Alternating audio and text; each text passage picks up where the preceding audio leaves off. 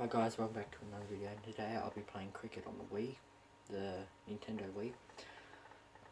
So I'll just be doing an exhibition match. I will do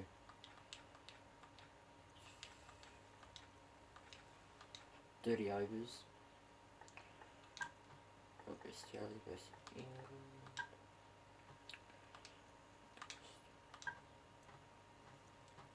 And I will just be doing a inning, so I'll do the batting or bowling, whatever first, and then I will just do another video on the bowling. So hope you guys enjoy. Just sit back, watch the video, and yeah, that's really it.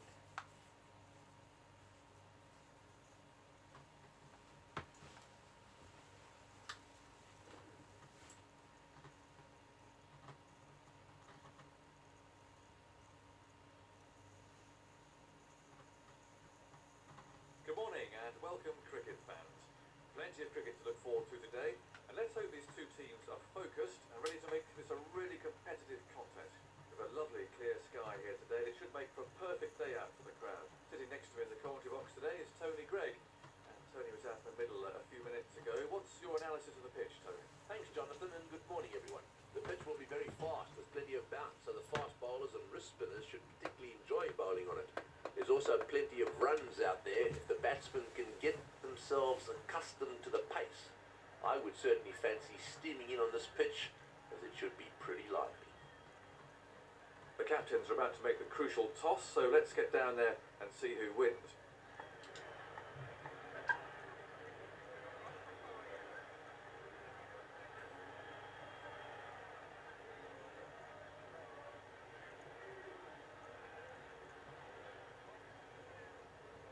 Looks like they're going to bat first. It'll be interesting to see if that was the right decision as the game progresses.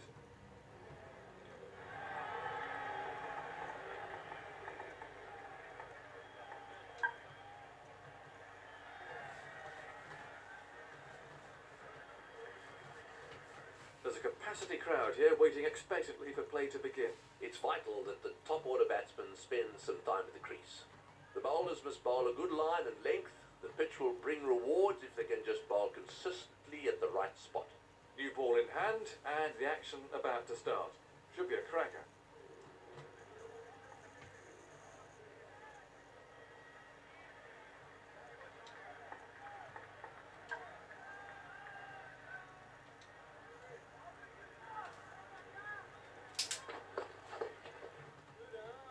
He was beaten all ends up by that one.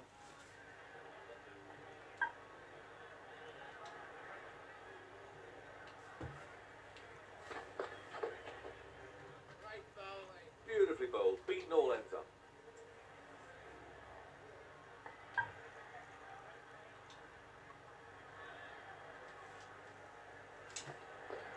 He's having some problems with his run-up out there. So, the first run's now on the board.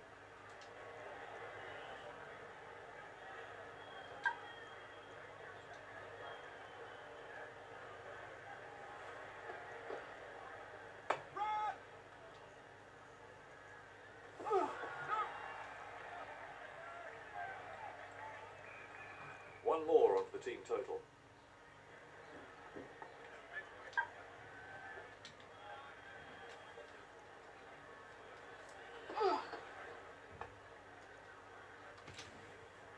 No run taken off that ball.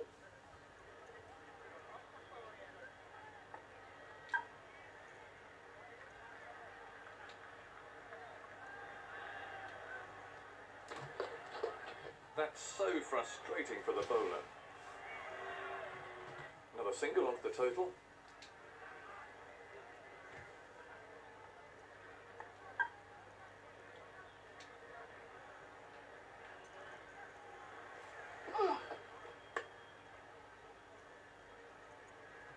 Nothing scored there.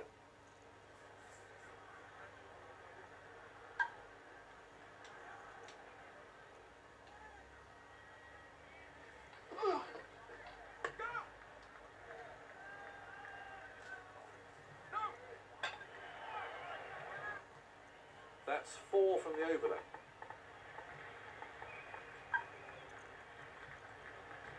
The quickie to start a new over.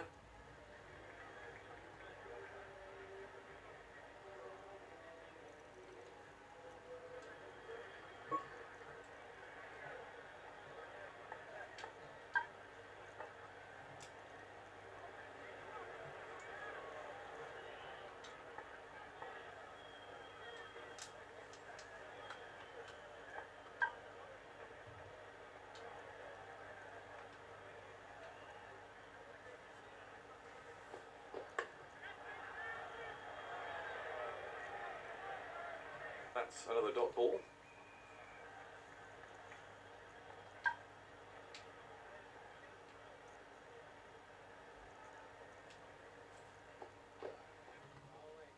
The batsman was in quite a bit of trouble with that delivery.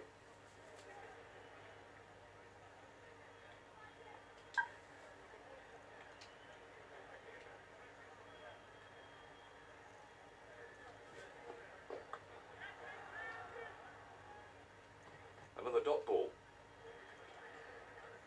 Do you agree that a batsman's strengths can also be viewed as potential weaknesses, Tony? Well, I'm not so sure about that. As far as I'm concerned, if you have a strength, that's an advantage. If every now and again that cover drive leads to an outside edge which ends up in the hands of slips, well, I mean, so be it. That may have happened anyhow. You could also argue that a batsman who's a good hooker or puller of the ball hits those wonderful sixes every now and again is going to get caught off a top edge. Well, you know, so be it. But he's going to miss out on a lot of boundaries had he given away that strength. So I think it's a very negative way of looking at things. After all, if it's a strength, it is a strength.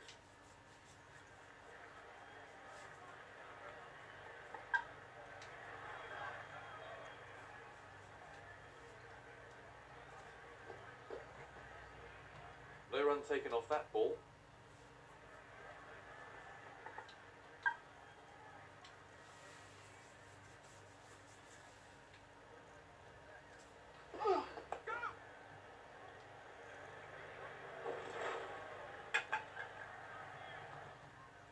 Three runs conceded in the over. The spinner to start a new over there.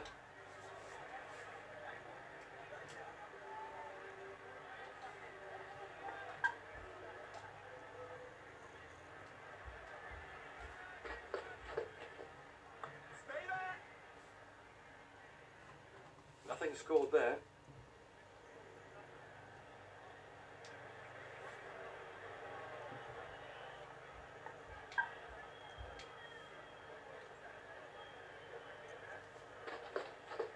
Come on, run! Stay back! Another single onto the total.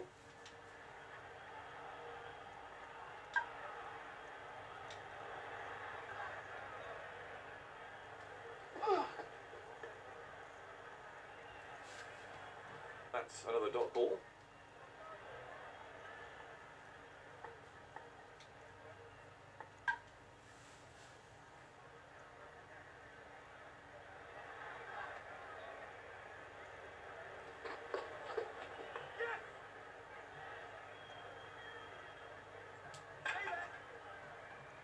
Another run onto the scoreboard.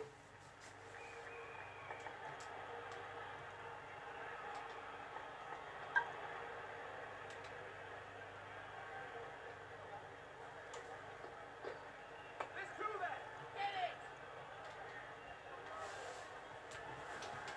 That's raced away to the boundary. Oh, super shot again. He's got into a perfect position for that shot. Head over the ball, weight forward.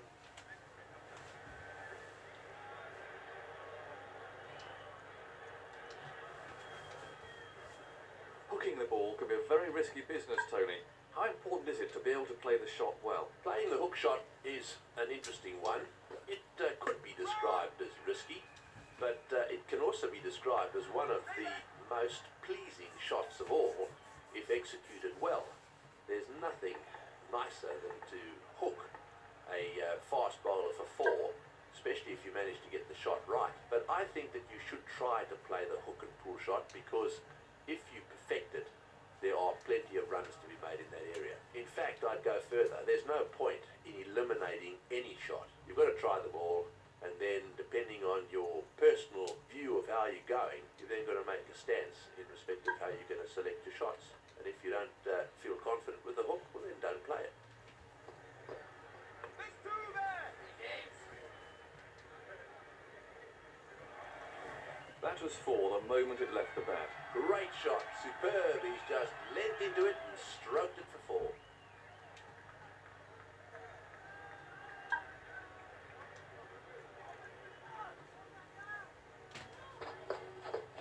No! No runs off that delivery.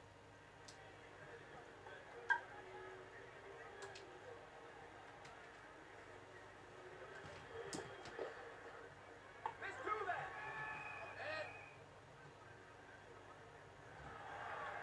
He found the gap with precision. That wasn't too bad a ball, really. It was just a super shot. Let's have a look at that in slow motion.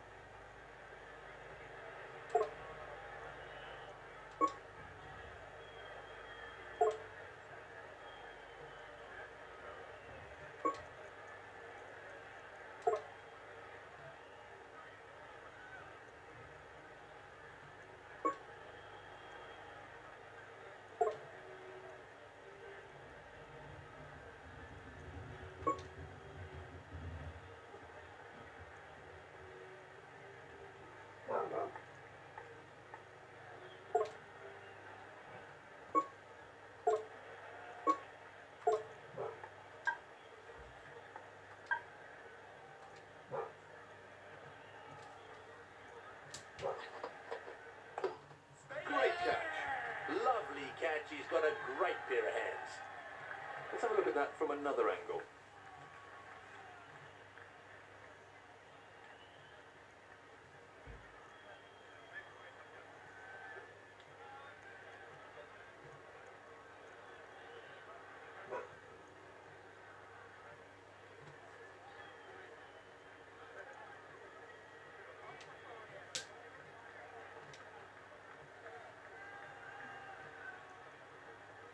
So, new batsman on strike. We hear commentators talk about fast bowlers hunting in pairs, but how important do you really think bowling partnerships are, Tony? There is a lot of talk about fast bowlers hunting in pairs, but to be perfectly honest, what you want more than anything else is good fast bowlers. And if there's only one of those, well, that's just going to have to do. If you have 2 really good fast bowlers, then of course you are going to create all sorts of problems for the opposition. I think that is where this talk about fast bowlers and indeed spinners, good spinners hunting in pairs, come from. They keep up the pressure and they keep up the rage, so to speak. Certainly in my time, playing against the likes of Lillian Thompson, it would have been a bit easier had there only been one of those 2 and a little bit of respite when he wasn't bowling. The same, of course, applies to the great West Indian combinations. The likes of Holding and Roberts, for example, were absolutely deadly. And had either Holding or Roberts not been there, there would have been a little time to recover.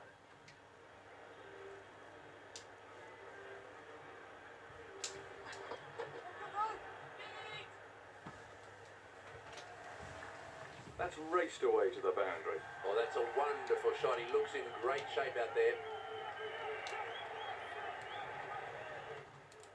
I have a change of commentary part. Okay guys, I have to end the video here because there's only a limit for me now for the video, so as soon as I finish recording this one I'll record the next one. So I'll see you guys in the next video.